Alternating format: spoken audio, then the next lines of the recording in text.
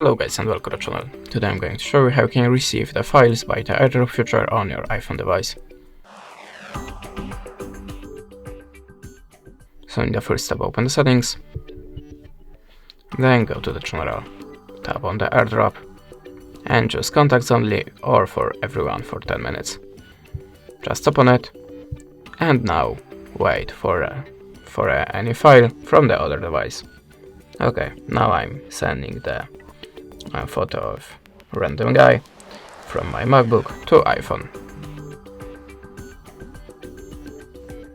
And how you can see, the photo appears automatically, and now we have this photo in the Photos app on the iPhone device.